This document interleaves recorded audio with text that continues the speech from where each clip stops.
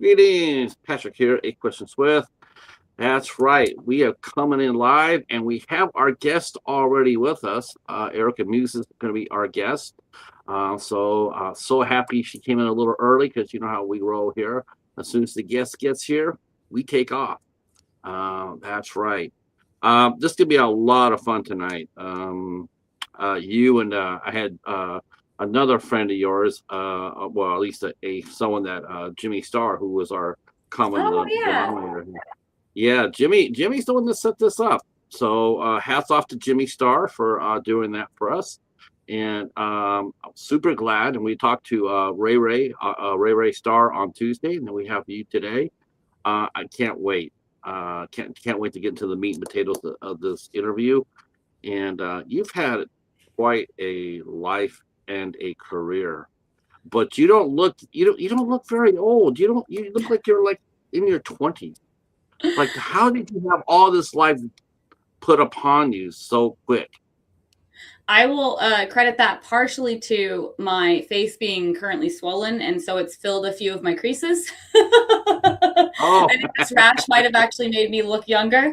But nice. other than that, I would say just being careful when you're in the sun. If you, over tan, this isn't a sunburn, it's an allergic reaction. Take care of your skin when you're outside, and it will actually help you to not get a lot of those wrinkles and stuff as early in life. And then my mom likes to say staying and playing video games and not having children keeps you young. And there may be some Okay. truth to that because we haven't had success in that area just yet. So no kids. And Okay. that may be keeping me young. So we'll see. I heard though it looks like I'm about 80 years old here. I'm actually 150, and the reason why I look so young for my age is that I also have a cat. Cats keep everybody young. Well, I've got It's true. two, and my roommate's got two. So between all of us, we've got four cats. So I would call that a lovely home, a lovely place to be at. Four cats would just be it would be so much fun. Well, except for the box, that might be a little bit, but the benefits outweigh the box. Um, you have done a lot in your career, like I said before. You work at a studio. You have your own company going on.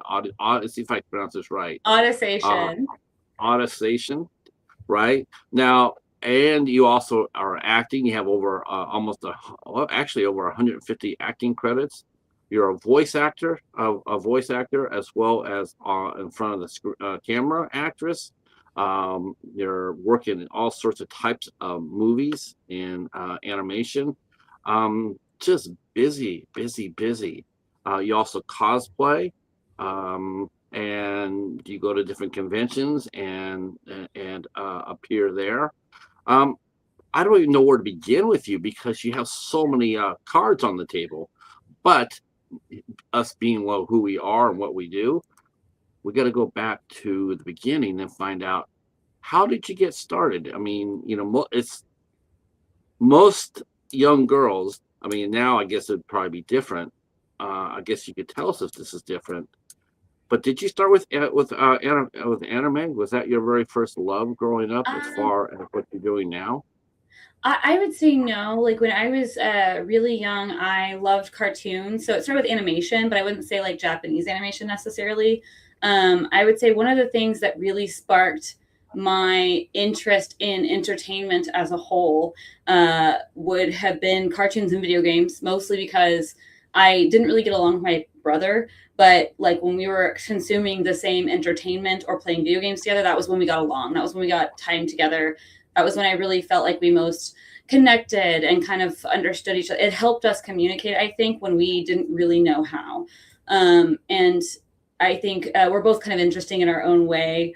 And I'm extremely severely ADHD, so I get that conversing with me can be difficult, but through entertainment, we can find our common ground, if that makes sense. And I think that entertainment is and always will be a bridge for people, especially when they have difficulty communicating.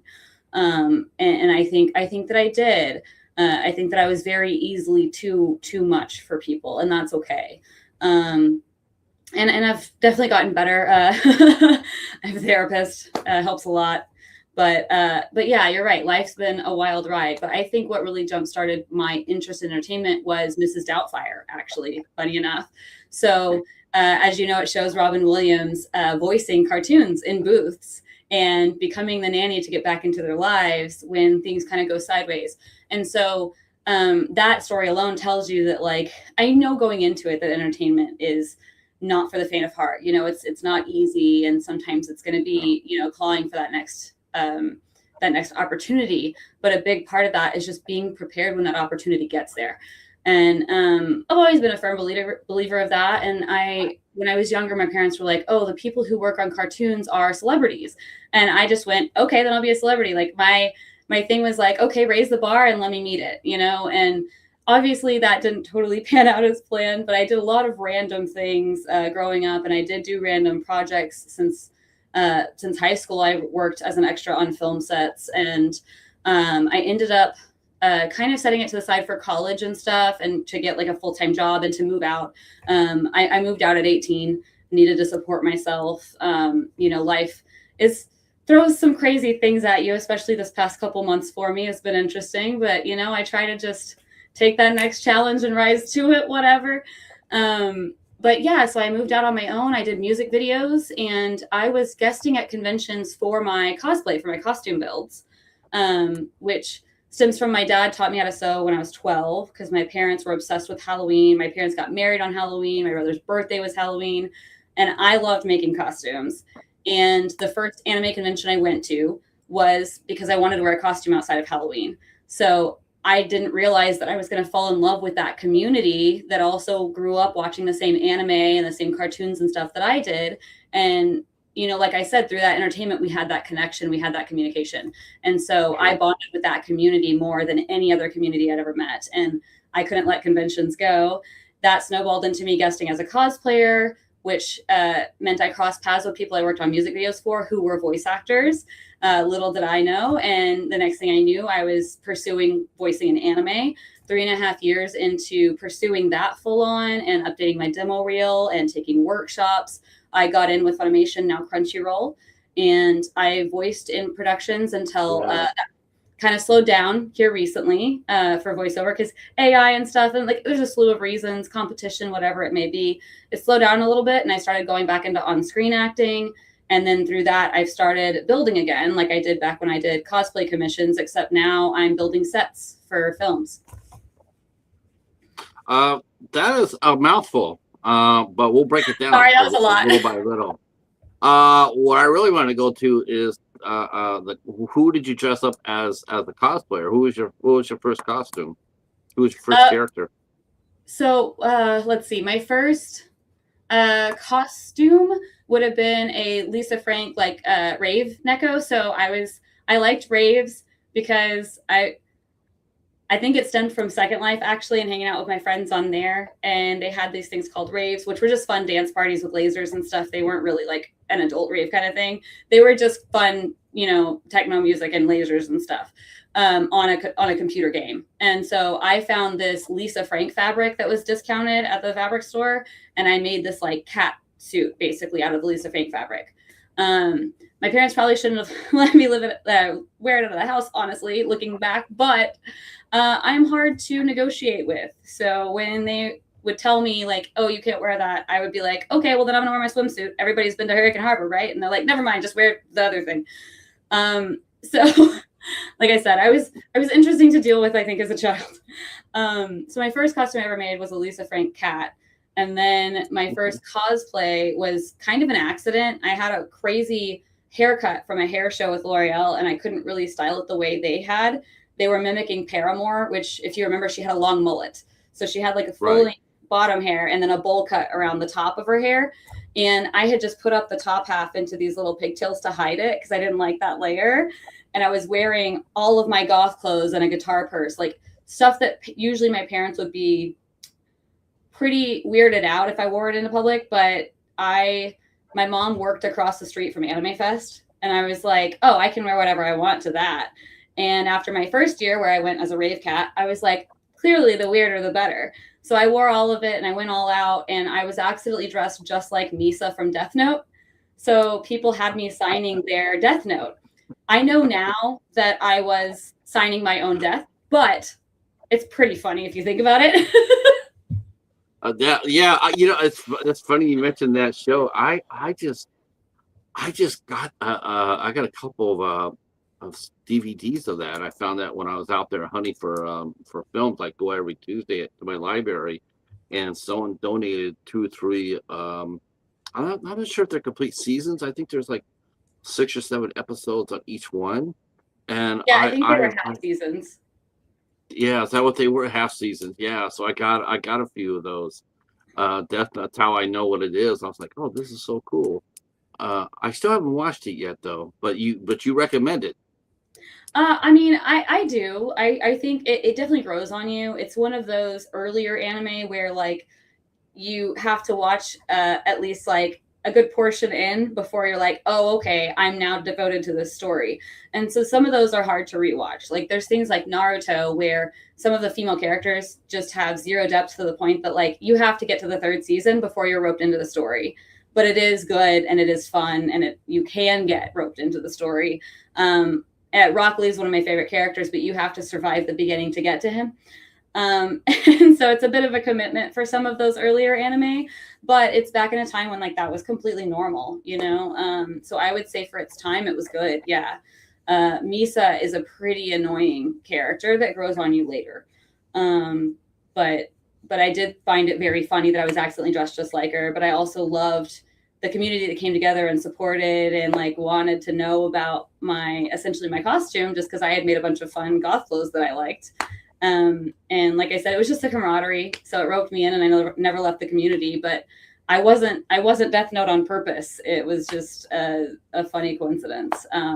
So my first cosplay on purpose was probably actually, it was Kairi from Kingdom Hearts. And I have a giant Kingdom Hearts back piece actually tattooed now. So big fan of Kingdom Hearts. Now, King of Hearts is that maybe I'm seeing this wrong. Is that the one that is it Kingdom Hearts or King of Hearts? Those are two different things. So one of those is a show and one of those is a video game. So Kingdom Hearts is a video game made with Square Enix and Disney. Okay. So King of Hearts is the anime. I believe there is an anime, yeah. I'm less familiar with that one, but it is a separate franchise. Yeah, all the anime that I watched growing up, I'm not sure you know it, but I'll still throw it out there. Of course, probably Star Blazers would be one. Robotech. Let's see what else is out there that I remember. Robotech. Of course, well, for like back then, I really liked comedies. Did you ever watch Ranma One Half? Yes. Oh my God, thing was that was raunchy. That was raunchy. Well, I mean, so was original Dragon Ball. Yeah, Goku was stealing Bulma's panties. Okay, we're gonna talk about Dragon Ball Z now, and this part of 8 Questions With is gonna be sponsored by a very good friend, Morgan Thompson. She is a terrific actress who loves Dragon Ball Z, and we have talked about that. And Dragon Ball Z is okay. So I know there's a lot of people that love it, and a lot of people that hate it, love to hate it. You know, they love it. I just could not get into Dragon Ball Z. I wanted to, but it seemed like every time that one was getting their ass beat, they power back up. You know, it's like, I'm gonna, you just got pounded through the planet. How are you getting? Well, because I have one more super energy, a Super Saiyan attack. It's like, oh God, does anybody ever get their ass whipped in that show? Because if it has, I've never seen it. But it was awesome for all because it was a great. I think it probably was the door opener for a lot of people with anime. As far as that goes, so it's probably the first exposure to anime that the new generation got exposed to.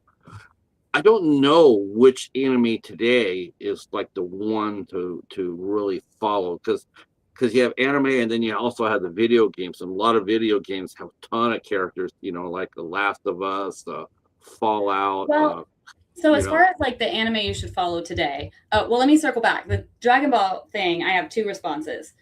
One is there's a lot of ass whoops in Dragon Ball, namely Vegeta by everyone, and kind of to the point that you feel bad for the guy. But then he ends up with the coolest wife ever, which is Bulma. So it's kind of all worth it. But Frieza frequently also just beats the crap out of everyone. They don't always win. They just usually find a way to get out and try again. But secondly, do you like Scooby Doo? Because I find that I don't really like Scooby Doo because every single episode has the same format. I love Scoob, but I will say this. I will say this. I think people, you know, as far as the Scoob today, they need to go back to this beginning of Scooby Doo because it was really different back in the first couple of seasons of Scooby Doo. It really was quite different before it went into that same format. There are some twists and turns that were, you know, that were seen in the first couple of seasons that didn't get seen afterwards. You know, Scooby wasn't nearly interesting. It's a good character dynamics. It's a good basis for a story, and it's very fun. I like the crime solving and the camaraderie, and I like the wacky episodes with Scrappy Doo. But there's so many episodes that just fall completely flat because they were like, okay, let's just do it again, but slap a different mask on it. And I'm just like, so it starts to get a little bit too repetitive, I guess, for me. But I also can see how people would feel that way toward the Saiyans who are constantly like, I'll just power up again. And you're like, oh, let me guess, he's going to get stronger suddenly. Like, I get that. That was every episode would be like, okay, you just, like I said, you got pounded through the planet. You're in the atmosphere, but I'm going to power up. Oh, gee, how many times can you power up? Well, I mean, you powered up like 20 times last episode. And back then they would juice it. They would juice it out too because they had a bunch of filler because they would have like a contract with the station, you know, to put out so many episodes, but then only so much of the manga would be out. So they'd really have to juice the fights because they didn't actually know what happened next and they're trying to animate it before they know. And so they're like, let me juice this out so that this covers all these episodes so we can figure out what we're going to actually do in the series. Oh my gosh, that sounds like that actually almost sounds like the last season of Game of Thrones. And every other anime out there. I got a little One Piece too. I haven't seen it. I've seen some of the pieces of the new cartoon. Man, that's really cool. Yeah. So you were saying like, what show do I recommend like that should be like the show to follow now? It really depends on if you like something that's short and concise and like 12 to 24 episodes, or if you want something that's long and drawn out that you can follow for the long haul. Because let me tell you, One Piece is that. Like that is your means to an end. It is 1,200 episodes so far, and it's got just immaculate storylines, and it'll pull you to that emotional edge. But then it also has that great camaraderie and that great energy that brings you back from it. One Piece has the ability to completely decimate you emotionally, but then also bring you back and make you feel welcome and part of it. It's interesting that it has that ability because a lot of shows, they either have the comic relief during the pivotal, emotional scene to keep you from like completely falling apart, or they just commit, they fall apart and there's no relief. I find Violet Evergarden, Your Lie in April, there's a lot of shows out there that like just get a tissue box and that's what you're going to do. And then I watch a happy Disney movie after so I can come back from it because the show will not bring me back. But One Piece itself will pick you up and bring you back and put you back together. And it's great. The show, I think the show that really caught me by surprise, Erica, because you see it all the time. It's still very popular. But the one show that caught me by surprise was, like you said, a crying, I'm not crying, you're crying, was Sailor Moon. Because every time I'd ever seen Sailor Moon, it was always happy-go-lucky. It was always I just saw this few episodes. I never stayed with it. But I didn't realize the dark ending that show had. You know, you walk in the first. I think how many main characters made it to the end? I think there was like 5 of them, and only like 2 made it. Something like that. And not everybody made it back. It was interesting, and I had no idea about that because I thought it was I thought it was a show based for young girls. It was the girl anime. Yeah, that's how it started. Yeah. Michael says, but you're love right. anime. You're right. I couldn't My remember. I couldn't remember if some of the other scouts made it, but you're right. Two of them survive. But I mean, it's like Evangelion. Yeah. Evangelion's a beautiful show, and it's great to follow, and it's like horribly sad at the end, and it, yeah, very, very dark. Let me go to the chat real quick. Michael here says, love anime. My son just got me Space Adventure Cobra for the Switch. Plus, I have the series. Space Adventure. That sounds like a cool name. Of course. Now, are you dressing are you also, because as I'm sure you're very popular on the cosplay in your area, do you get a lot of people coming up to you, Erica? I mean, because I'm thinking, how do you balance, like doing the cosplay and the conventions with running a studio and doing your acting as well? That's hard. And I'm sure your costumes, I'm sure people are like, hey, can you help build a costume for me? Not, or can you assist me? Because, I know you can't, I mean, it's actually rather taboo to buy a costume or like a store-made costume, or hire someone to build a costume 100%. If you want to be taken with respect at the cosplay community, you have to put some effort into making your costume. You have to at least be seen trying to do that. To some extent. I mean, we try not to be that gatekeepery. It's mostly just if you're competing. If you're competing at the cosplay competitions, if you're at the competitive level, then yes, they expect you to have made it or to be modeling for the creator, and the creator is actually the one who's competing. So yes, they do expect you to have made it when you're competing. But if you're not competing, it's more than welcome in the cosplay industry to commission other people to do the builds or to buy your costume and alter it. Like, at the end of the day, I like to keep it welcoming to everyone, because it should be that same outlet that I had when I was younger. I didn't make 100% of my costumes, especially starting out. I was getting a feel for it and the community and figuring out, what I wanted and which way was up. And you don't come out of the gate with a bunch of seamstressing skills, especially with all of these different mediums. And when you consider an anime, most of the females, especially, their clothes literally do things that defy physics. And so you have to learn crafting skills with new materials that you've never needed before. Even if you're a seamstress going into it, that doesn't help you if you're trying to be Urza Scarlet with her like floating things around her. Like, that doesn't assist you. Or if you're trying to be sexy jutsu, where you're literally wearing clouds, and you want to do these fun, interesting takes on it, you've got to get more comfortable with playing with different mediums. And I love it when people bring in found objects. I've judged so many cosplay competitions, so I could talk about builds and mediums and ideas for hours, which is where I pull from that knowledge for set building. It all translates over. If you're just building it more sturdy because it's more of a permanent build that's not getting attached to a person, but people are still interacting with it. I mean, it's kind of in the same realm, honestly, at the face value. But yeah, no, you're not required to make your own costume just to cosplay for fun. It's just if you're competing. I stopped taking commissions. I did used to. I still will absolutely offer advice. If people email me questions, I am more than happy. They message me on Instagram, whatever. I will tell them like what materials I would use and how I would likely use them. Or I will direct them to a creator who I have found the tutorials for very useful, because I myself have made very few tutorials or remembered to do so.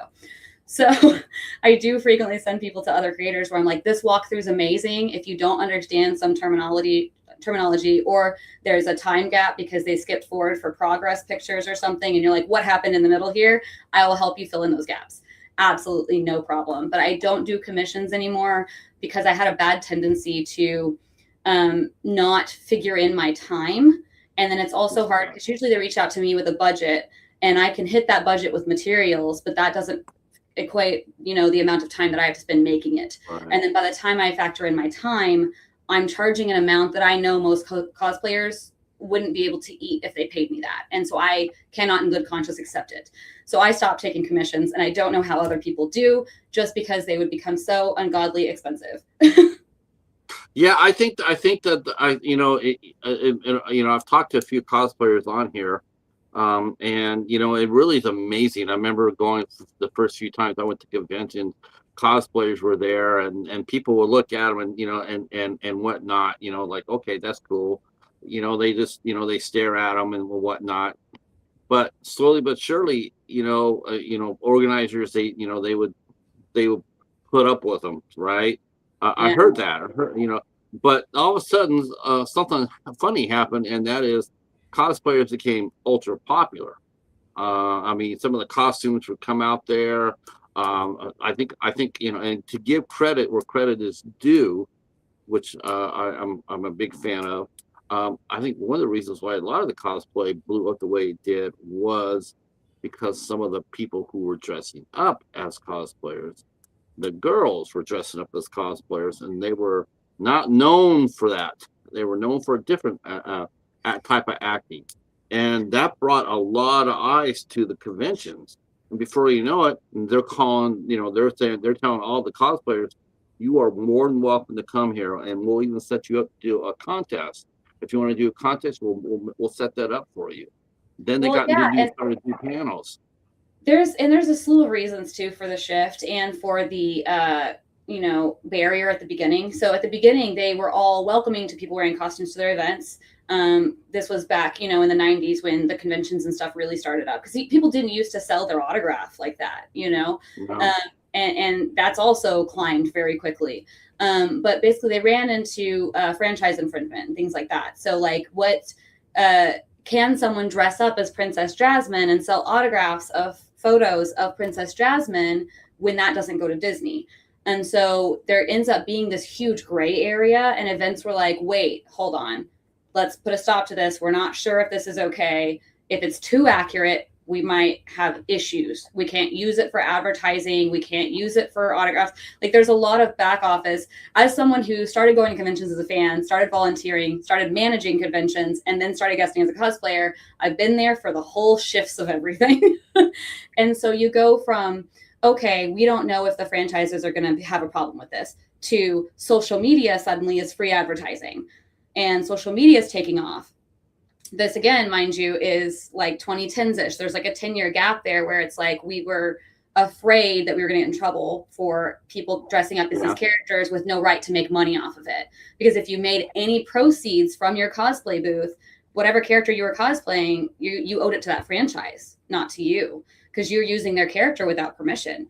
It's just like if you were Raphael in the Ninja Turtle movies and you went around to children's places and you took money to perform and it didn't go to a charity, then it needed to go to whoever does Ninja Turtles. I'm drawing a blank, but you get my point. Viacom, maybe. Anyways, you end up with all these franchise problems. And then social media was so big that cosplayers were free advertising for all these franchises. So then they were like, never mind, dress up as our characters, please, because it's getting more people to watch our franchise and to buy our toys and buy our merch. And the fact that you're selling these few prints, we're not really worried about. But then you have creators who get big enough that they are seeing an amount of proceeds that the franchise is really on the fence about all over again.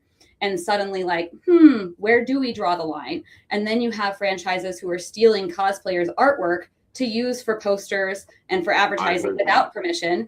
But technically, because it's their franchise that the cosplayer didn't ask for permission from, that there's this total legal gray area in both directions. And it's gotten a little bit crazy here recently, but that's kind of where it sits. So that's why a lot of it like slowed down and then sped up. And yeah, social media puts a lot of people in an interesting place with user generated content. I think the studios they've come to the conclusion. I mean, yes, there are still rights over it. But there's also like with fan movies, like people making fan films and whatnot. And then a lot of times whenever they try to do it, they got that cease and desist. But yeah, you can't make a fan project unless it's a parody. You have Texas parody law, which exists in most other states too. But parody law can save you, which is how South Park parodies literally everything, and including celebrities and their likeness. So you get away with a lot with parody law. But if the production isn't funny, then they absolutely can issue a cease and desist because you're using their franchise.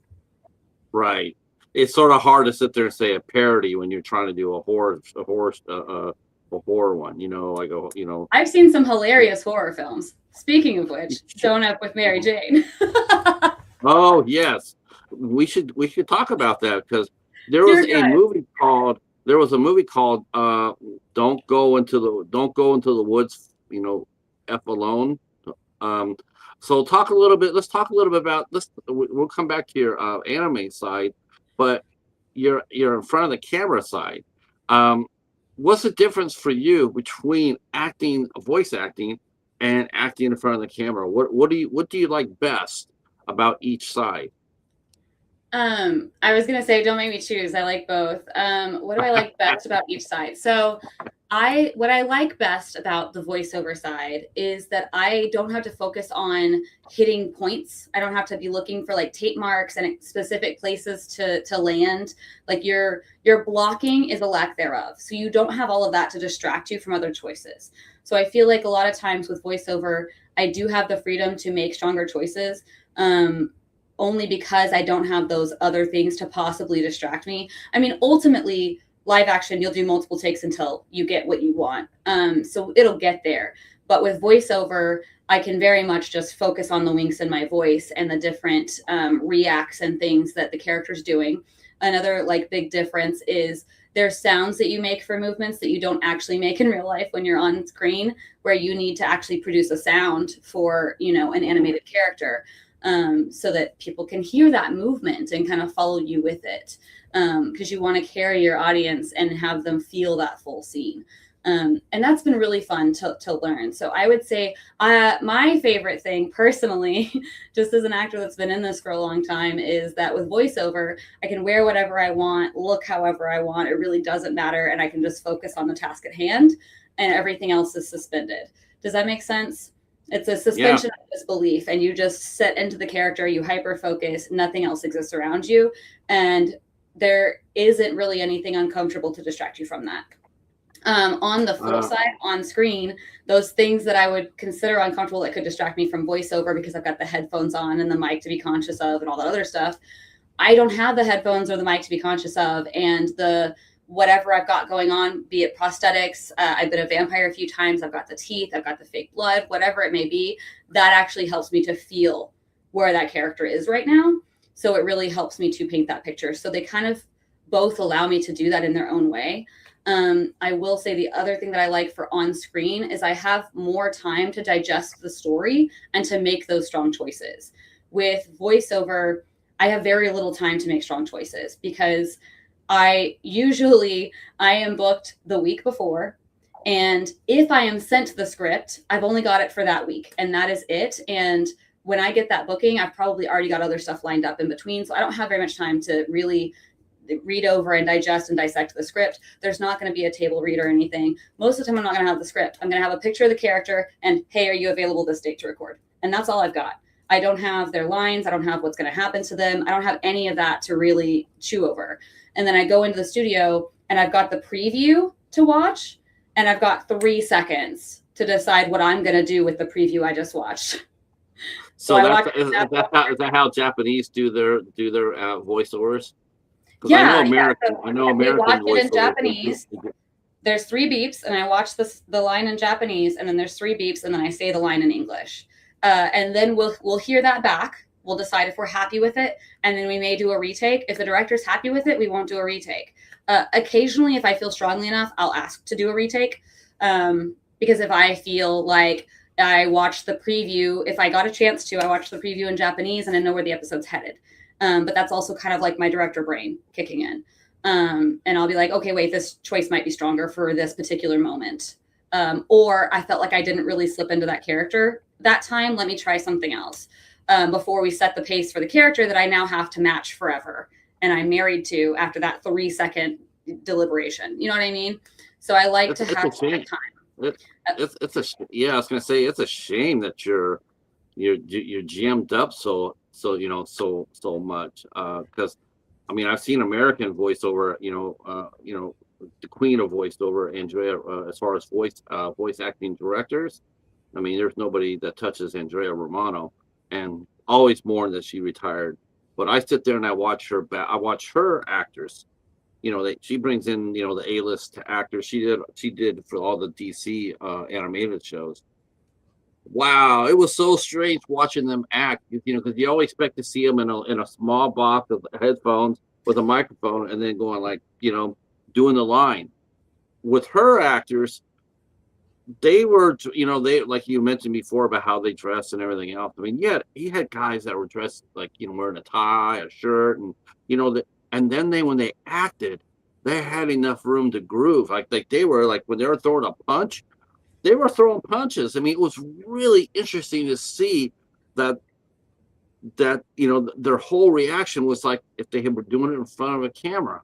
They're doing the same sort of motion, same sort of action, same sort of emotion, and they had time to do it. Yeah.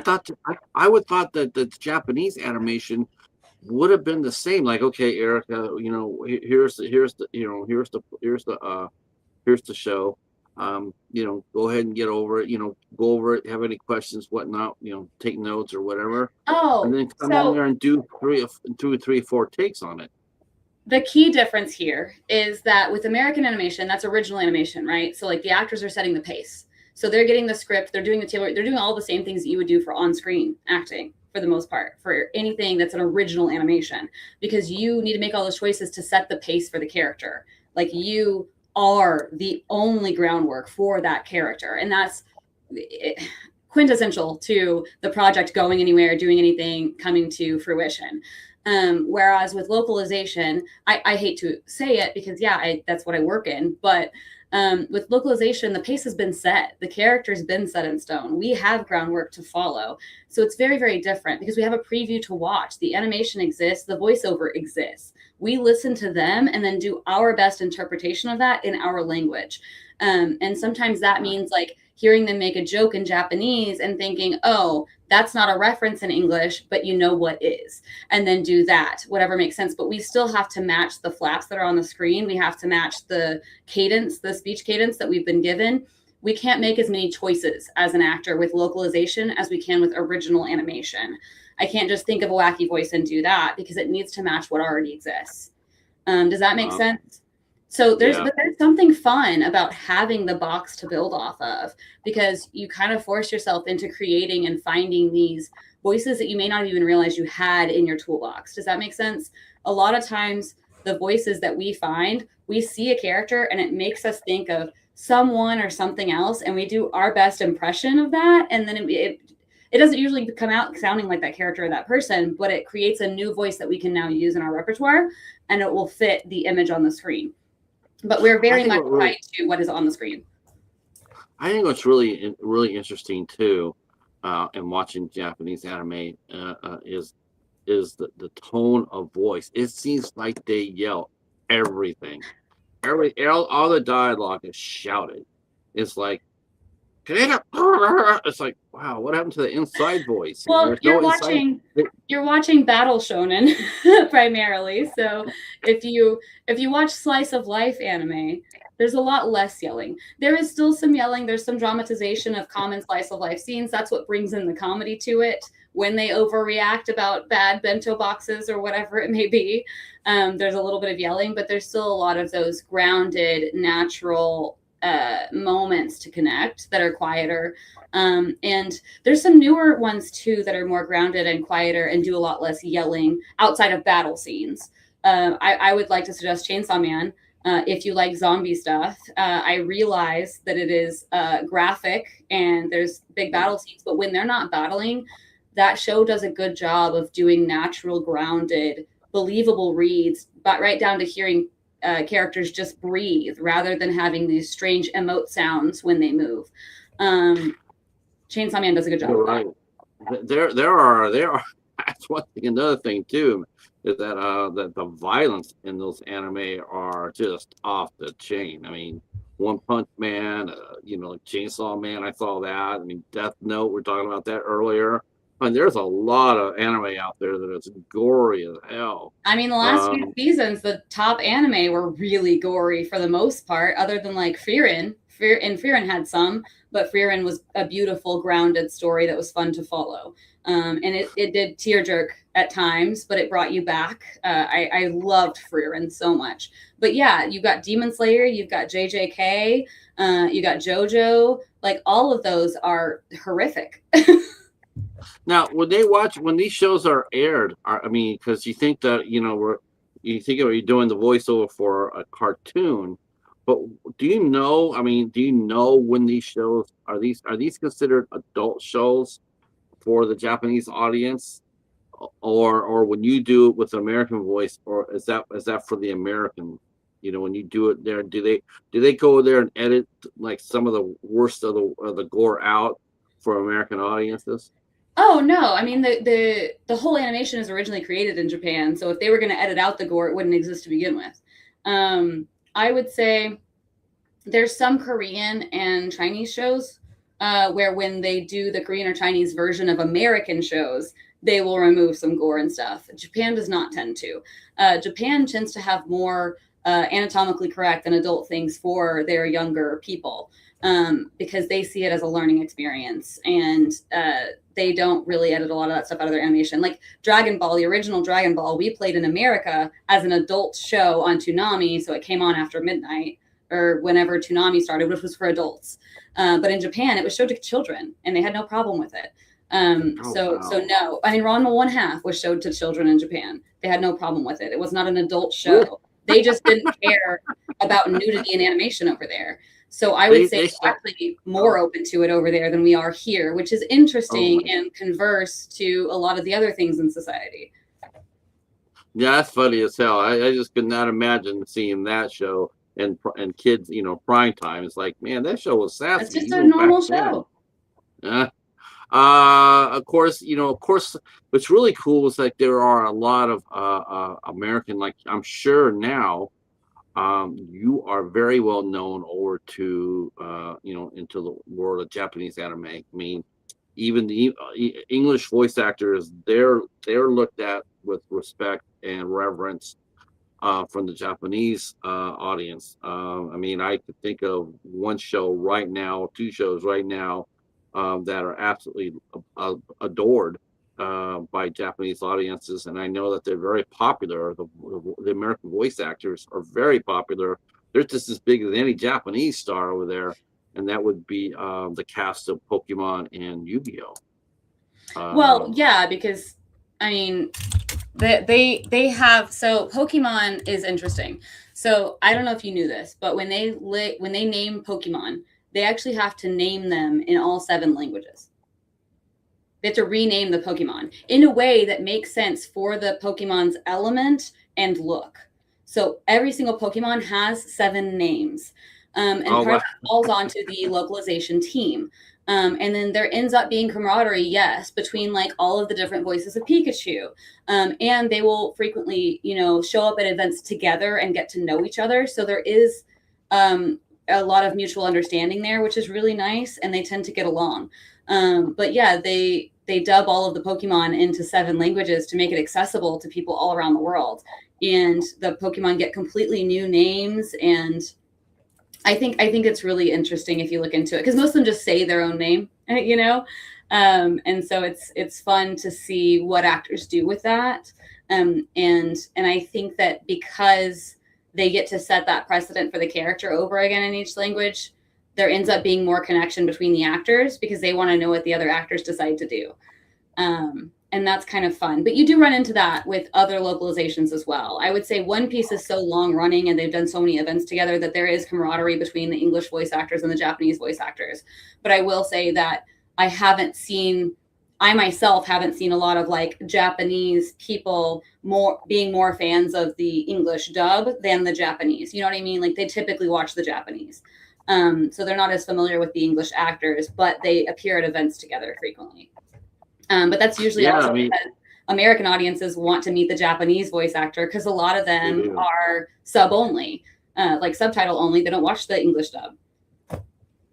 Yeah, you're right. I do know a lot of fans that even though they're only English speaking, they will put they will watch it in the original language with the subtitle, because they want to hear it coming out.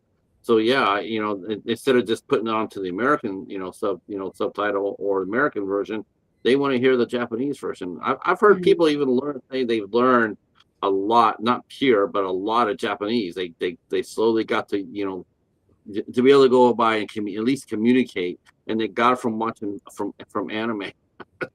Yeah, you'll uh, start by hearing different cues in the voice, like when people think in Japanese, where we would typically say they say eh, and so it's and that's their thinking sound because of the word that it usually leads into at the end of them thinking, being different than the word in English, if that makes sense. And so there's vocal cues that you will pick up first before you start picking up whole words. But yeah, over time you would start to learn hello, goodbye, sorry. Usually when a character says sorry, like you can hear that in the vocal connotation. So eventually you'll know, like, okay, go minasai. And then, but you do need to, I think Duolingo is pretty good, even though it has its stupid AI ads now. But there's a lot of other free learning apps for you to learn Japanese that will help, because you also have to remember that English to Japanese in particular, just like English to Spanish, the sentence isn't in the same order. So if you're no, correlating what they're saying to what's written on the screen, you're not correlating the correct words. right. I mean, look at the anime books. You read a Japanese book, it's not left to right, it's right to left. Yeah, but that's not necessarily going to affect your vocal, like your speech pattern. It's more, arigato gozaimasu is thank you, but with respect. And you wouldn't know hearing that which part of that means thank you. You know what I mean? And there's a lot of But word structure. it's still fun. It's still fun though when you see somebody getting handed the Shonen Jump, and you say, "Here you go, take a look at that," and then next thing you know, they're doing like, how come what am I not seeing? Because they're reading it traditionally, and it's like, no, you have to go the other way. You have to, and it's fun just to watch them because they used to stare at me when I first got my first couple of Shonen Yeah. Jump. I was trying to figure out how it goes because it's all in Japanese. It's not in English; it's in Japanese, and it's like Well, I'm trying to figure out how this works, and then uh, if you're um, learning if you're learning Japanese watching it subtitled, then you would have to think of them speaking like Yoda, because where we would say is it red, they would say red is it. So you would have to realize that the words are not in the right order, like at no. all. Now you're doing a new show, a new voiceover show, Galactic Bastards. That is an So tell original us a little. animation. We are setting the pace for those characters. So now is that going to be based out of Japan over here, or is it going to be here based for the world? No, yeah, that one is a cartoon. So it's starting Okay. out in basically essentially Flash 2.0. So it's an old school Flash animation style. But we've got a really great animator, Joe Brooks. He's a lot of fun to work with. He works out of Hollywood near Central Command Studios. And Brian Massey is spearheading it. It's his story.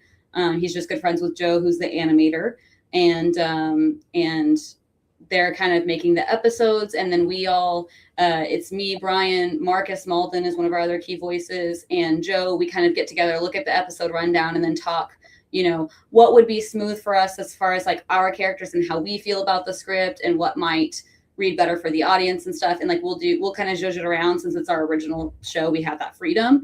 And then we'll record it here in my studio. Now, where are you gonna try to where are you gonna try to air that out, or to distribute it? How are you gonna try to get it out to the Well, at the public? moment, the plan is YouTube. All of the trailers are up on YouTube, and we should have our first episode very soon. We had originally targeted April, but some personal life things came up, and we did not hit that goal. And then they pitched it to a couple other studios that we hadn't heard back from, so we were kind of waiting. But I think soon we'll just go ahead and go back to our plan of doing it ourselves on YouTube. Because I think that can be ultimately just as good, but better than being on a TV station. Because while we won't have the backing of the TV station, we also don't have to abide by their say. We would have total artistic freedom of our franchise. So we'll probably just do it ourselves on YouTube. Let me go to the chat here. We've been flying while we've been talking. Our good friend Michael from the Movie Addict has mentioned that he just saw a new series to him called Rooster Fighter. So I thought, I said, is it fighting chickens and is this talking chickens? It seemed very strange. So there's the animation with fighting chickens. Let's see. And then and then his wife and him, they always watch the subtitles. Running Scared Motion Pictures. Pumped to see you still doing these interviews. Erica has been great on this. Yeah, she has. I love talking anime. This is a lot of fun for me. I know we're talking so much. We got to get to the other aspect of Erica. She's more than just anime, but I'm having such fun with this. Um, because I want to talk a little bit about Attack on Titan too, Okay. because that was like, oh my. But we got to go back to let's talk a little bit about your studio. Both let's talk a little bit about Silver Sail, since that one got you a little bit all itchy and scratchy and whatnot. So talk to us a little bit about Silver Sail. Where did that come from? What's it going to be all about? I know I see you itching now. That's okay. No.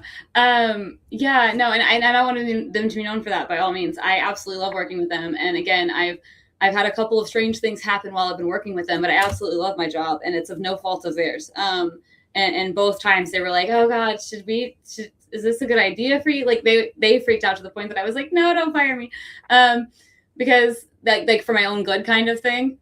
Just because I've been so delicate, but like it'll be fine, right? It'll be fine. So what happened is I was supposed to have a meeting with some producers and a director in Louisiana back, I think this was May 27th, I think, during the Texas Film Expo. And they had to cancel because they got the flu. And so I was like, well, I already took today off work. What could I do with my time? So I looked online and the Texas Film Expo was going on. Or Texas Production Expo. And so I went out to that and I was meeting a bunch of the local studios and stuff. And Mo Maline, which is the production designer up at Silver Cell Studios, I was walking around talking to the booths, and then he was like, I know you through Lars. And I was like, Lars Ebersold? Because it was the person that first came to mind that works in like set design and stuff. She's an art director or a production designer at this point, maybe. I'm not sure. I should probably ask. But I know her biggest thing was that she led the art department for Twisted Metal. And she's an old cosplay friend of mine. And I was like, yeah, I do know Lars. How do I know you? You know, and we kind of racked our brains and like didn't figure it out, but we had a great time chatting at the production expo. And he hired me to come out and paint some stuff because he had seen my cosplay builds and armor and stuff. And he's like, you got experience crafting. You could help me with this thing. Let's just see how it goes. So I had gone out there to paint some stuff, and then he had given me a cut list for some frames, and then I just kind of looked up like the best way to put them together kind of thing. And like he ended up in and out of meetings a lot, so it was hard to ask questions. So I just ended up kind of doing it. And then he was happy with what I did, hired me on to his art department for a project, and then pretty quickly bumped me up to art director. And now I'm his lead art director at the studio. So now I'm working on my, I guess, depending on how you look at it, second or third project with Mo. But it's been a lot of fun. I've absolutely loved all the different builds and all the different, like, it's never the same, you know, like everything is a completely different animal. Like we just wrapped on a religious film where I got to help build like the upper room where they hid out and everything in you know, after Jesus was crucified and all of that. And then I got to build the crosses, and then I did the calligraphy for ancient Greek for the cross. And I know like originally on the cross, it had like 3 different languages on it. So I actually made the sign in every language to offer to put all 3 like it originally had. And they decided it was kind of busy, so they just picked their favorite language. But yeah, so I got to do calligraphy. I got to give the signs like wear and age and kind of torch them a little bit. Same thing for like the crosses. And it's been really fun to get to do all that stuff. Right now we're building another set for an event in another city. And I'm not sure how specific I'm allowed to get on it, but we're essentially building a castle set, and that's been a lot of fun.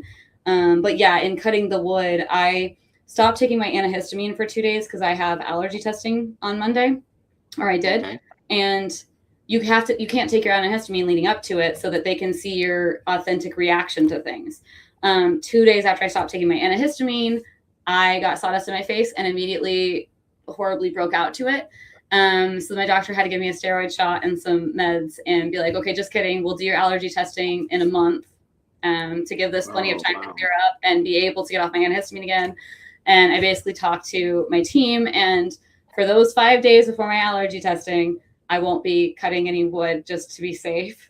Right. Because ultimately the allergy testing is to start desensitization to make my allergies better in the long run. It's just unfortunate that this is one of the steps of that.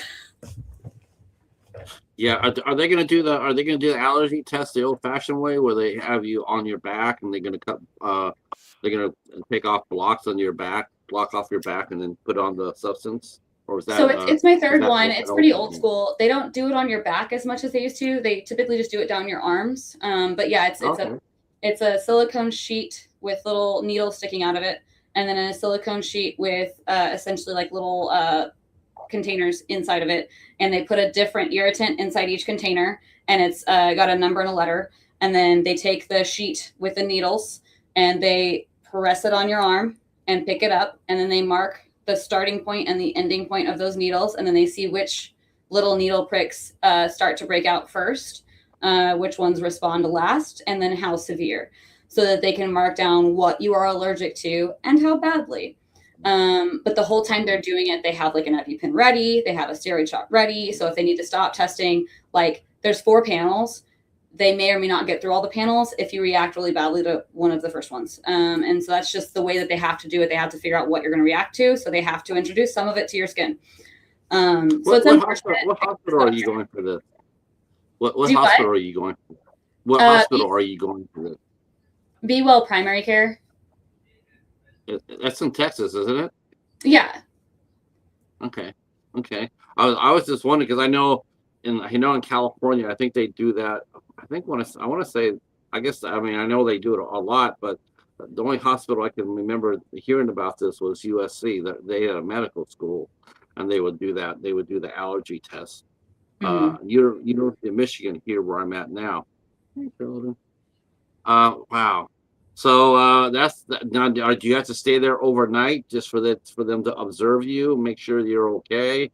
No, it usually takes 2 hours total. It'll take like 15 minutes per sheet, and then you kind of hang out for like an hour after they're done with each sheet.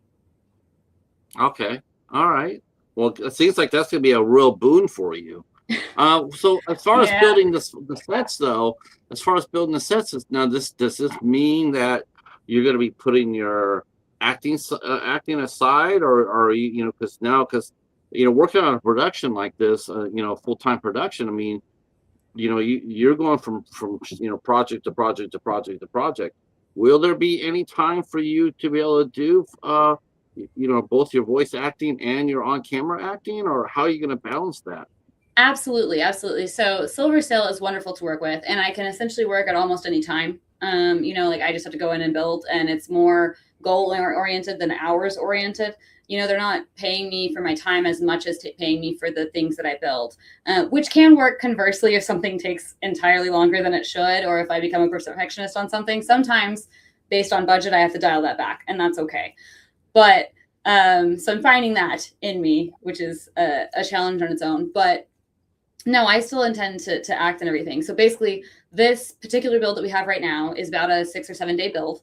And then we'll have a gap, before we start our next build. And usually I'm running my studio. I'm trying to schedule things with actors to record in those gaps. So last month I got really lucky. Everything puzzle pieced together, because I was working on the film I was working on for 2 weeks of it. And then the day we wrapped, I drove down to Austin. I was still getting rabies shots for that, by the way. So that was fun. But I can't get rabies for the next 3 years. Anywho, drove down to Austin the day we wrapped, recorded for an anime for about a day in Austin, stayed the night, drove back up, recorded somebody's demo reel and commercial reel in my studio. And then the next day flew out to a convention in Colorado, the one that I just got back from, Seijin Otaku Fest. And then the day after I got back from Seijin Otaku Fest, I started building the castle. So it just comes down to scheduling. And yeah, occasionally I will have to turn down projects that I don't feel like outweigh me taking on the other work. Like I am constantly faced with which thing do I want to do tomorrow. And it is what it is. But I just try to schedule accordingly. And if I'm booked, I'm booked. But I'm still booking acting things. Like I still have more acting things coming up. So yeah, it's a balance, but I'm trying to do all of it. And we do have other builders that we can kind of rotate in if I am on a project and not available for something. I will say that didn't work out amazing when I was gone for Seiji no Taku Fest because all of the art department pretty much was booked on other stuff aside from Mo. So Mo tried to build it by himself, which is not something that we want to happen in the future. So if this became a full-time thing, then yeah, I would put my acting to the side, but that would only be because the particular acting gigs that I'm getting don't outweigh the offers that I'm getting. Does that make sense? Because like I'm getting pretty good offers for building. Well, one thing, you want to act, sure, but for every production that you work on, it's just like acting. You gain that much more experience. But in building building sets that you're doing, that becomes everyone you complete, that becomes a little bit, adds value to you. And all of a sudden now you look around, you see that Erica can build medieval, she can do modern, she can do timepiece, she can do a church, and all of a sudden your value, your skill set has increased your value. And I'm sure that more and more production companies will reach out to you and ask you to come work on their set. If that happens and they're paying you like 5 times as much money, well, you got to go where the money goes a little bit. Yeah, I mean, a girl's got to eat, and at the end of the day, like it's exhausting looking for the next gig just to like live paycheck to paycheck. And with the car issues that I'm having right now, like I wouldn't be able to pay for it without the set building. But also, it does open doors for me because I have the other abilities. So a lot of times, like if somebody flakes last second for voiceover or for on screen, then they'll use me as like a placeholder. And it's already happened twice now where they use me as a placeholder to do the scratch track, and then they just want to use me for the actual project. So it does work in my benefit just being there, right place, right time. But I want to go back to, I want to do, I definitely want to go back because I do think I've short shifted on this. But let's go back to your on screen because you've done a lot of things so far. And a lot of it looks to be total, you like to have fun in your acting projects, for sure. Look at some of the movies that you've done. I wish my friend Eric, I don't think he's here still. I don't think he's still here, but if he was, I sure wish to hell he would have picked Dr. Jekyll and Mr. Shark for me to review. Because we're doing Sharks versus Schlock in September. And so I get to review 5 shark movies, and he gets to review 5 schlock movies, and he gets to pick the shark movies. And I wish I had known about this because I would have had him pick that one for us. You also have the Texarcist. The Texarcist. Okay, so let's talk about that. That has to be dinosaur based. Tell me, is it dinosaur based? No, it's Texarcist. So it's a Texas exorcist. It is a Texas Ranger turned exorcist. Oh, okay, all right. So he's a Texas Ranger turned exorcist. I don't think that's Chuck Norris. So let's talk a little bit about that. I'm going to talk about the 4 here that seem to be really fun. Insane Like Me. And Don't F with Mary Jane. That looks really cool. That does look real cool. When I saw that, I was reading about it. It sort of reminded me a little bit about black exploitation from the early 70s, and I'm like, that'd be a really good thing because I love those movies. So let's talk a little bit about the Texarcist. How do you pick the movies that you act in? How do they find you, or do you find them? Do you find them an audition, or do they find you and say, Erica, we need you and your 1,000 different voices. Come hang out with us? It's a mix. So it's a mix between like projects that I receive through my agent to audition for, projects I reach out to get auditions for, and projects that reach out to me. So Texarcist in particular, was a project by Brian Massey, starring Brian Massey, and he is a voice actor who was actually one of the first teachers that I got when I first started taking voiceover workshops, and he immediately became an amazing friend of mine. And I just absolutely love him, and I adore his daughter Berkeley. Oh my gosh, and his lovely other half page. And he just, like I said, he quickly became a very close friend of mine, and we were quickly helping each other with projects and things. And so when he was writing Texorcist, it originally was The Last Witch, I think, and then it had a couple other titles before we got to Texorcist. And Texorcist was inspired while we were already working on the project by the burning down of Big Tex at the State Fair, which is a funny segue into how the movie kind of morphed into what it is now. But it was definitely filmed very indie, very guerrilla across 4 years before it was completed. And it's back in audio post now, actually, to get a final release. So it had a premiere and then it went back into audio post. But it is the first film that I worked on in that capacity. And I will say I didn't have a whole lot of hands in it just because he did a lot of it either out of town or in other locations or whatever have you that I did not have a hand in because I was working on other things this was an unpaid indie project, which is totally fine. There's a lot of those, and I was all for it. I was taking other gigs while we were trying to make this film. So it came together interesting.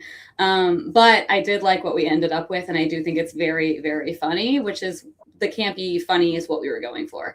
But it is a bridge between ultimately, I think, 3 separate projects blended into one film.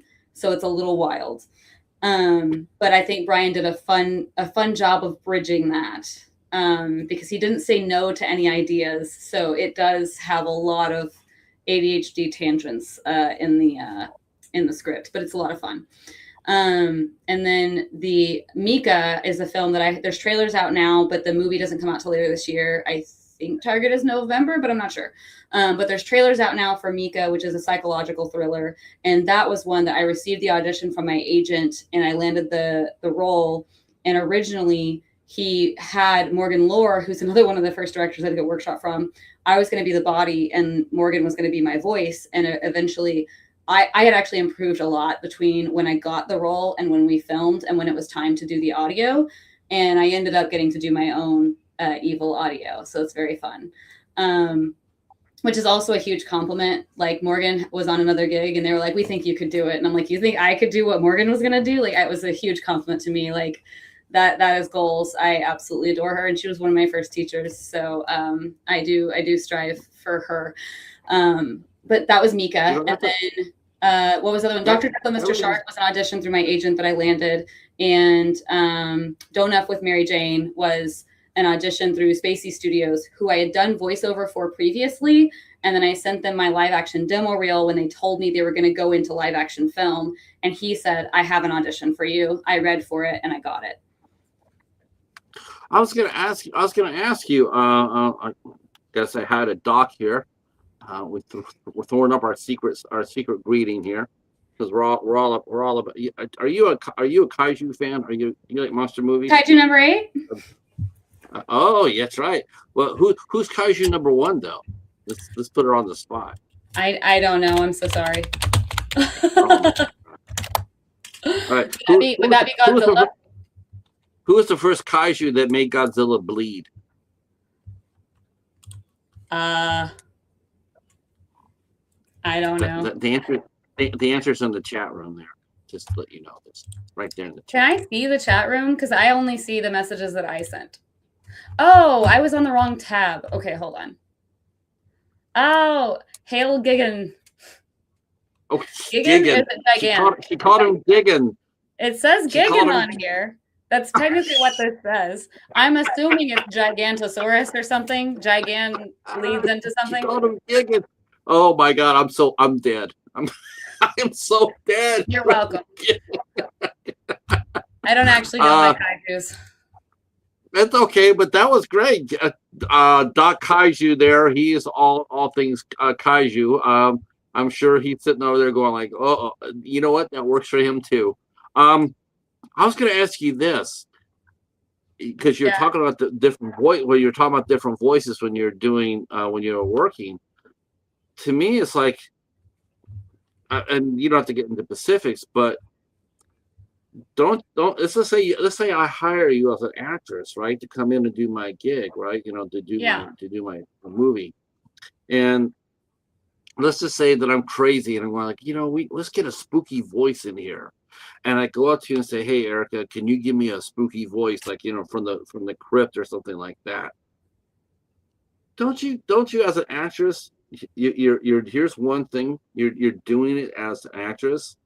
You're getting paid as an actress for that role, but you're also a voice actor. And that's also, and so for someone to use that side of your talent, don't you get compensated twice for that? Because that is a completely different skill set, a different part about you, you know, to be able to sit there and say, oh, I'm gonna get 2 for 1. I'm gonna be able to get my regular actress. I'm gonna be able to get, I'm gonna be able to get a professional voice actress to come in here and do it. So To me, it seems like usually with commercials, they use they use actors for the things that you see on screen, like whether it's like a family that's like playing soccer and the medication fixed their life, or it's a person in a store, whatever, what have you. The scene is the on-screen actors, and then the voiceover is a totally separate actor. They send it to a separate agency. I'm not sure why they don't ever use the on-screen actors for the voice, but when I did the Lybalvi medication commercial, when we were on our last day of set, one of the producers was like, hey, you also do voiceover. And I was like, yeah, because we had been like talking about anime during one of the lunch breaks. And they said, do you do any commercial voiceover? And I was like, yeah, I've done a couple. I did like Swab Asset Management and swabassetmanagement.com/ETFs. I said Ashet, so I didn't say that right. So anyways, but it was close. Tongue twisters are good for you. But no, like do you do that? Do you do that to keep your voice to keep your voice? Oh, do you sometimes, do that too? yeah, but especially if I have to say Schwab Asset Management, because that is hard to say.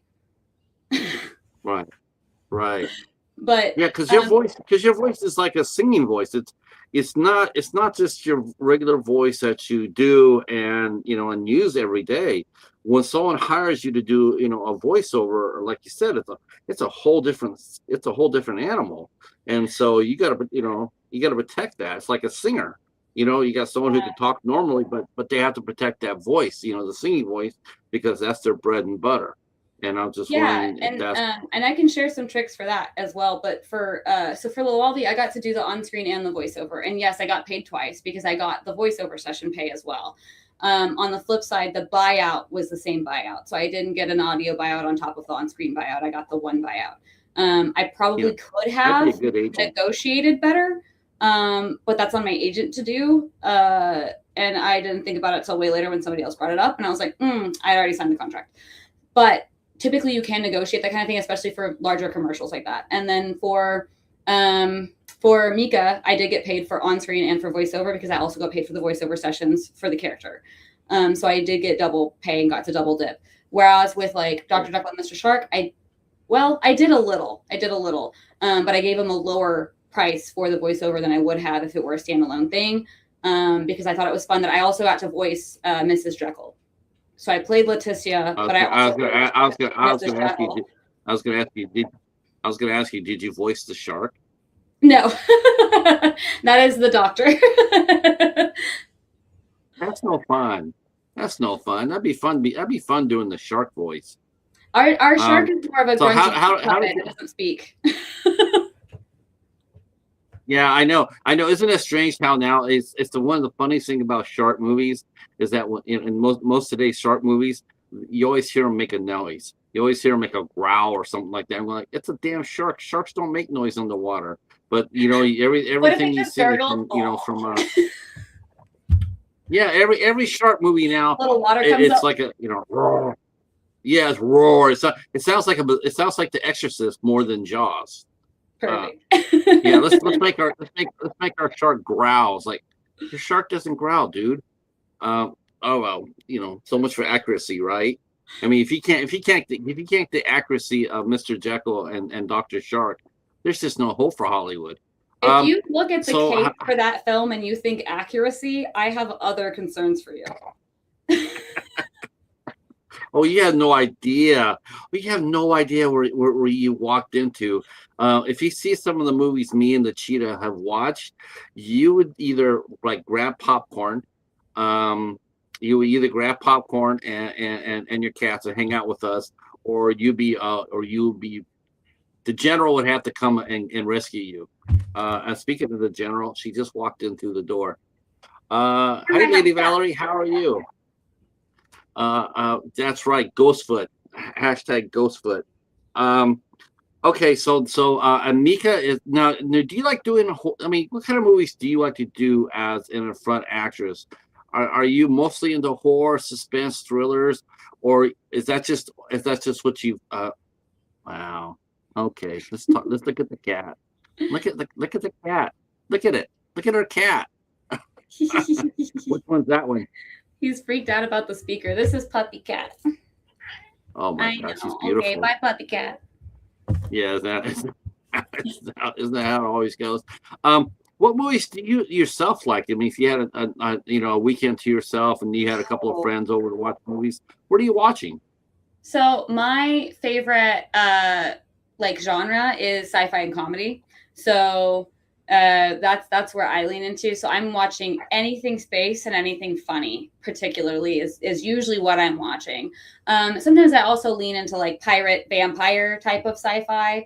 But I do really love space, and I love if it leans into funniness. So I I love Our Flag Means Death, and What We Do in the Shadows, which both kind of stem from Taika. He's just a goldmine of comedy. But I also love like Toast in London, which is again stemming from What We Do in the Shadows. And then like sci-fi, I like Lost in Space and Back to Earth and just a lot of like the space stuff.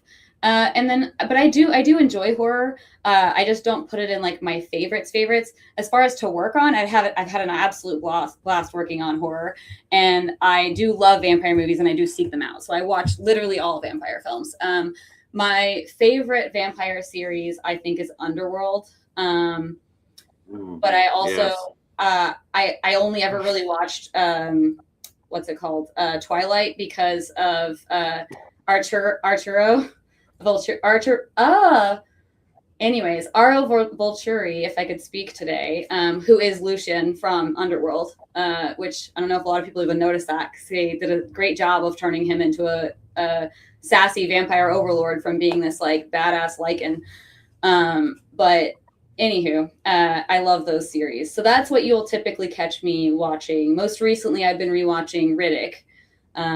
So that's been fun. So we just watched Pitch Black and then Riddick, and I'll watch Chronicles next. But so that's what I watch in my free time. And then on the animated side, my favorite film of all time is Quest for Camelot. Okay. Is Akira still held in as one of the top 5 anime movies? It's one of the ever OGs made? for sure. Yeah. And so many anime reference the motorcycle scene. It's insane.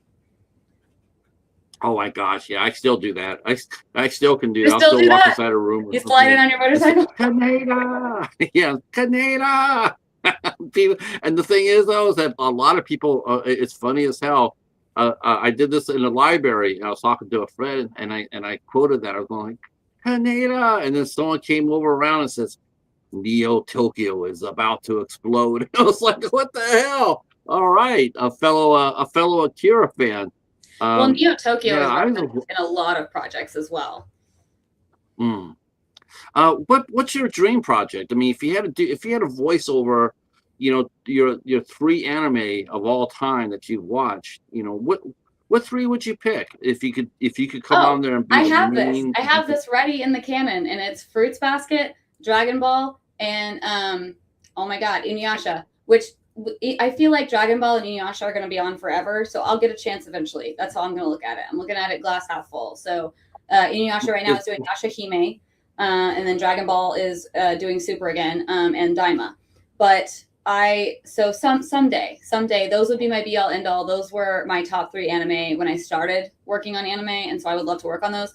Now, Fruits Basket, I didn't think I was going to get a chance because they finished redoing seasons 1, 2, and 3 before I got into Funimation, and they had just redone them. But then they went back and they did a movie called Fruits Basket Prelude, and it was the first session I ever had with Caitlin Glass, and I cried when I booked it. So I did get to work on Fruits Basket Prelude as additional voices. So one of my 3 bucket list animes I've already gotten to work on. So now it's just the other 2, Dragon Ball and Inuyasha, and someday.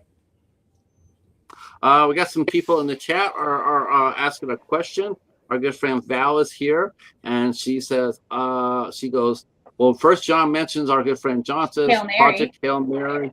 Yep, it's awesome sci-fi if you haven't seen that.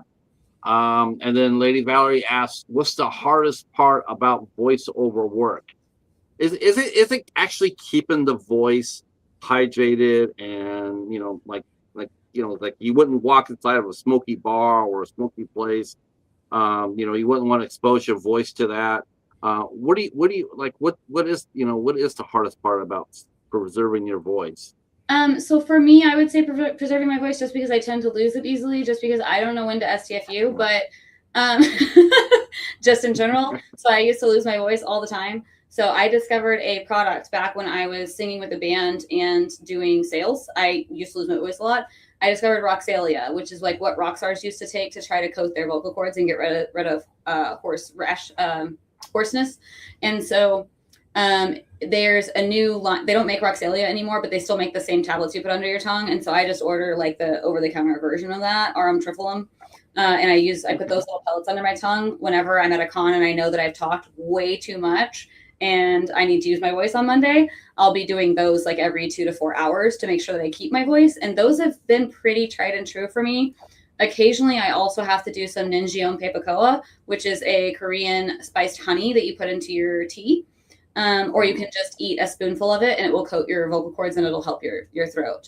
So Ninjeom Pepakoa is a godsend, and so is Aurum Trifilum. I do both of those to keep my voice. But then there's other voice actors who are very lucky and they were born with very resilient vocal cords and they don't have that problem. And, they can eat donuts and have a Dr. Pepper before their session and they're not even clicky and you're just confused because of the cards you were dealt. And that's okay. So everybody's different. I will say when I book a session, I drink 5 bottles of water the day before to try not to be clicky. And if you drink water right before the session, you'll actually be clickier than you already were. So it's best if you don't do it enough in advance to just not do it at all, because you'll actually just put more saliva and bubbles between your lips and your teeth, and you'll end up with worse clicks than if you just didn't hydrate. Just something to be conscious of. But I wouldn't say that's the worst part of voiceover. Like, yeah, that's annoying trying to keep my voice and stuff. But the worst part is trying to figure out your vocal print and not doing your best impressions of other people, because guess what? If they want the other people, they're going to get the other people. 9 times out of 10, people do voiceover gigs because, sorry, not sorry, they are less stressful. And they're fun. And yeah, I don't know hardly anyone who has turned down a voiceover session unless it happened to be at the exact same time as a bigger session, which are few and far between. So typically they're accepting whatever voiceover session is coming their way that is paid. So you don't want to do impressions of other people. You want to find your vocal print and you want to find your niche. And that can be really hard when it's really competitive and really oversaturated. Like, I constantly sound like someone else for each character that I'm doing. And when that happens, they hear the audition and they think of that person and they reach out to them, not me. So a lot of my auditions may not even be that they're bad, but that it cued them in of someone else that they hadn't considered that they want to work with. And at the end of the day, like in this industry, in entertainment, people want to work with their friends, period. That's always going to be the case. And so if they have a friend that they're suddenly like, oh, this person might be available, they're going to get that person. And there's no, they don't have to have auditioned, obviously. So yeah, I mean, you run into that. And you also run into, like, on the flip side, you might sound like their ex-girlfriend or their mother-in-law or whatever that's out of your control. Lord. And suddenly they don't know why, but they hate your audition. And it's no fault of your own. So you never know, because acting, it's an opinion. I may think that one audition is absolutely incredible and the director's like, that's not at all what I was thinking and I hate it. So you never know. So every single director is different. So it's very much a spray and pray with auditions and just putting your best foot forward and hoping that it catches their eye. But yeah, right place, right time, and preparation meeting opportunity. And that's all it is. And so, yeah, I mean, most of my gigs I get through networking more than auditioning, for sure, because they're going to think of me and reach out to me, and I'm not buried in a sea of other voices. And to a certain extent, when you get auditions, there will be like a 4-day deadline, and say I'm booked for 2 days, so I don't get a chance to read for it till day 3. They probably didn't hear my audition. And that's just the name of the game. And I'm aware of that. And I submit anyway in the hopes that maybe the first 2 days of people sucked, but that's also kind of a dark hope on them. So, if they were good is what it is. They probably found their top 5 people day 1, and you had to outdo them on any of those other days to get in that final pool of 5 people that are sent to the producers for approval. If that makes sense. So if you don't audition immediately, you're probably not getting it. And that's almost impossible because you were probably working. Right. I mean, that's the problem. You're working, for the studio, building sets, but I mean, the only thing I can tell you about this, Erica, is take courage and take to heart the fact that, yes, you might have lost out on a gig there, but if you complete that set you're building, all of a sudden it's like, all of a sudden, you look at your IMDb page, you have 149 credits as an actor. Pretty soon, people are going to go to your IMDb and they're going to see that you have like 25, 30 productions that you built. And let me tell you, that's just as impressive as the acting aspect of it. Because craftspeople are hard to find. I hear that a lot from a lot of directors. I'm sure you have too. Find qualified people to come in and build sets. Yeah, and the other reason to diversify, especially right now, is AI is getting somewhere with voices. I hate to admit it, but like it kind of is. It's getting enough into the uncanny valley that like a commercial can send me reads of myself and be like, hey, can you repeat this? And I'm like, man, I don't remember saying that. And they're like, oh yeah, no, we fed it to AI, got it to sound the way we wanted it to, but then we didn't want to technically use AI. So if you could just repeat yourself, that'd be great. Like to the point that it was confusing and convincing me. So it's gotten good. Someone did that to you? Someone actually did that? Someone actually came up there and did that?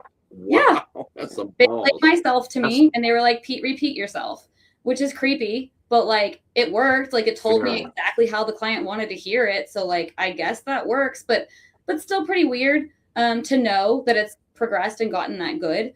But it's just getting better and better. It is far from doing that on screen, getting completely out of the uncanny valley, at least in an affordable manner.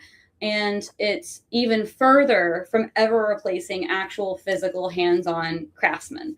So being a hands-on craftsman is also, for me, job security, because I think AI is worlds away from ever replacing, if ever, that. Right. But yeah, as far as my voice, it's already gotten pretty good at stealing it. Unfortunate, but fact. Let's see. Let me slide back over here. See, Doc mentioned his 3 favorite are the Guyver gravitation, and S. Gridman. Oh, SSSS Gridman. Yes. Michael mentions that he also loves Fruit Basket. Let's see. Lady Valerie says, by the way, One Piece is an amazing series. Just started watching it on Netflix. John mentions that, and John would have a good voice for this too. He says, I've always wanted to try voice acting. He's got a good voice for that. Lady Valerie mentions, I always have tons of respect for those who do voice work. Trying to emote emotions and sync with what's on the screen just seems really difficult. I do too. I watching behind the scenes of the DC animation shows, and watching Andrea Romano put her A-list of talent through this, directing them, it really was an eye opener. Really was an eye opener. I just thought people were in a small box. They just read off a little card and that was it. And to come back there and see them like actually acting, like getting into the emotion and when like doing, if they're running, they're running in place. It makes it seem like they are truly running. It's really impressive. It It really depends on the scene and what's asked of your character.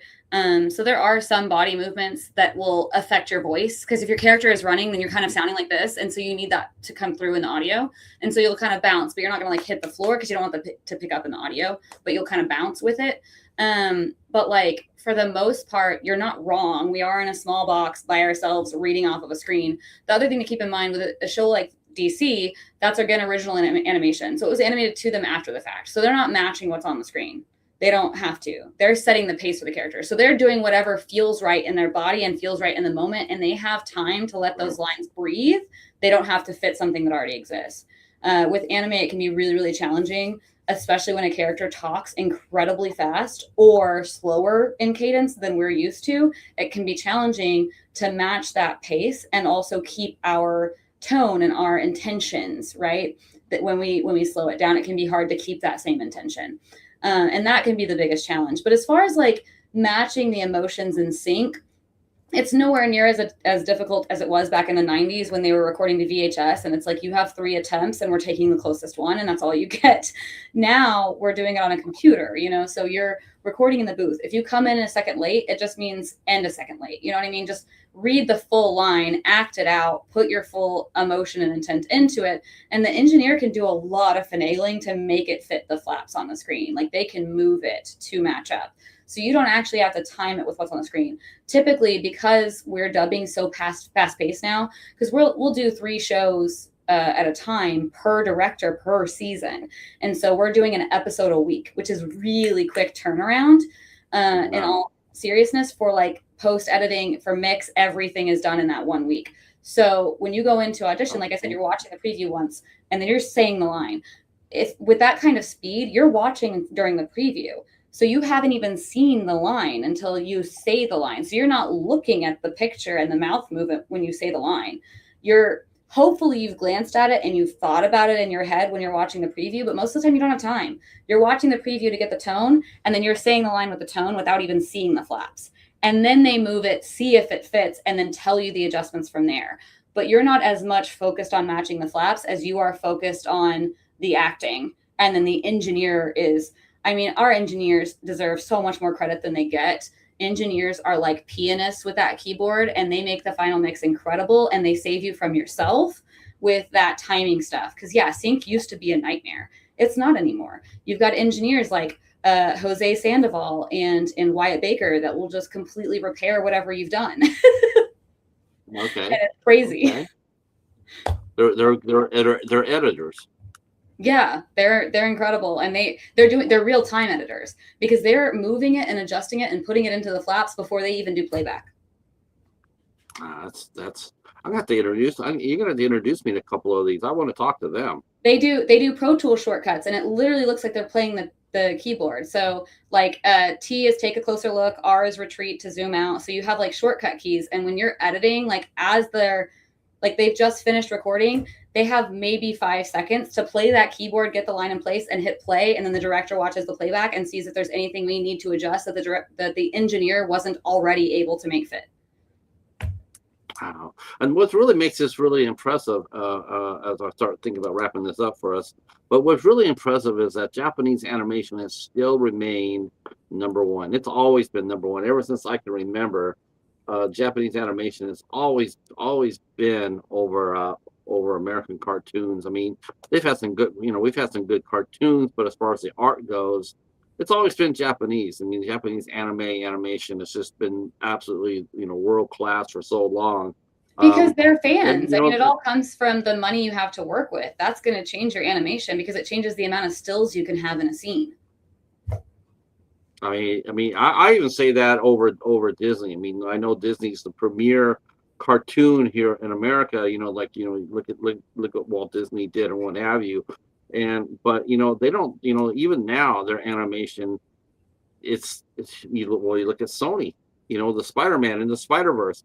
That was absolutely freaking amazing. That is a beautiful cartoon, and tremendous. They just have the skills. I don't know what it is with American animators, but they just have never gotten to the point ever where they've ever been on the same level. Voice acting, I would that I will sit there and say American voice actors are very, very good, very good.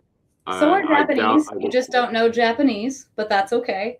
But I will Yeah, say again, animation in America, a lot of it comes back to like reasonable work hours and reasonable like, you know, a lot of original Japanese animation, they poured their heart and souls into it and they were like literally yeah, barely sleeping during production so that they could put additional frames into scenes that they didn't actually have the money to afford because they were on day rates and they would work for 20 hours a day on that day rate, which is the equivalent of 2.5 work days here. So yeah. We have yeah, to acknowledge the fact that a lot of Japanese animations, like they're serial. Most over here, the Saturday morning cartoons, most American cartoons, they did 13 episodes per they're rerun. season. That was it.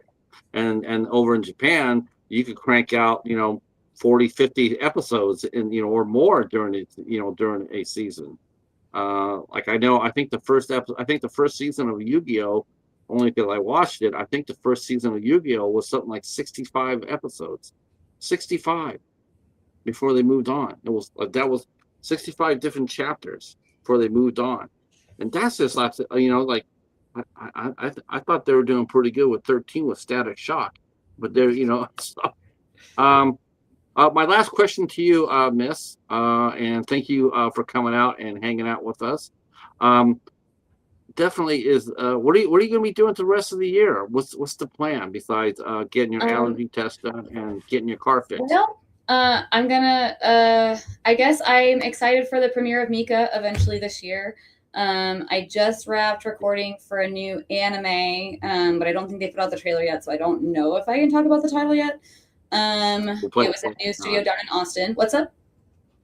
We'll play it safe and not mention it. Yeah, just in case, because I'm not sure. But I'm excited about the premiere of Mika. I'm working on a stop motion as well, set build, and that'll be my first Oh, stop motion cool. set build. So I'm really excited. So it's gonna be built in miniature scale, kind of like they did for a lot of the Ghibli productions. So I'm very excited about the stop motion that we've got in the works. I've got Cool. We've already got 5 new set builds in the pipeline at Silver Sale. Again, I can't really talk about those projects until they're out, but I'm really excited. I'm chomping at the bit to talk about them.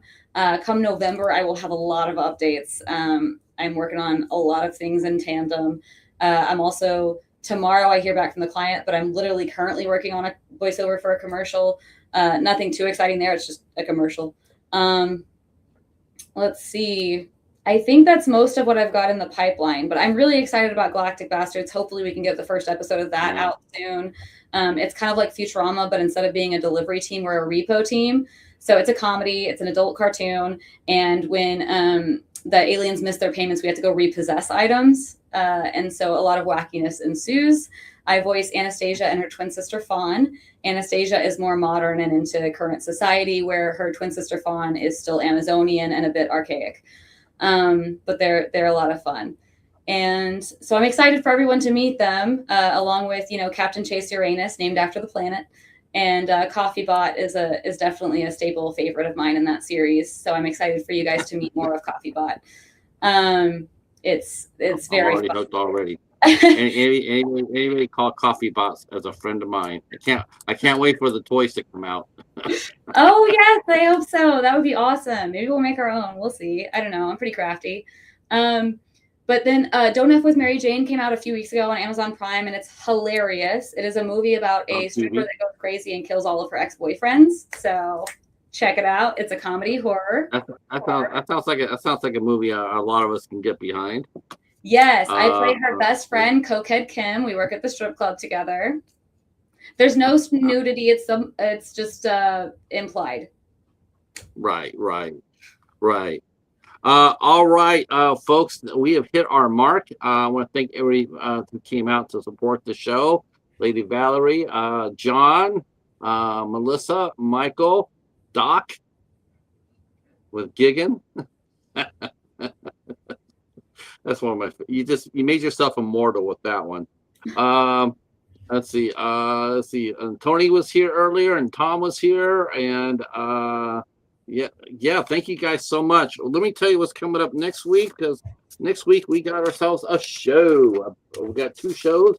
On the 12th, we'll be welcoming in Scott Hand and his boom mic operator. which we're going to be asking questions about that, and also his DP. And we'll be talking with Scott on the 12th, and then on the 13th at 8 p.m. we welcome in Hollywood producer Jeremiah Kipp. He is a heavy hitter. I am so tickled to be able to talk to him, and we'll be talking with him about his movies. Among those were The Mortuary's Assistant. So we're gonna be able to talk to Jeremiah about that. I can't wait. That's been one of my favorite movies I've seen this year. I think it's a terrific movie. I think he did a great job by it, and so that will be next week here on 8 Questions With. And the last thing I'll mention is that Shark Delicious Schlock has taken off. We will be dropping our first week of movies on September 2nd. Me and Hey Internet, it's Eric. We're taking ourselves out again. I'll be reviewing 5 shark movies. He'll be reviewing 5 schlock movies, and hopefully we survive. Because based on that first movie, that's not a guarantee. All right, stay right where you're at, Erica, and to everybody else, thank you so much for coming out. Thank you, guys. Yeah, thank you so much. I really do appreciate it, and I'll see some of you guys on the YouTube trail. Peace.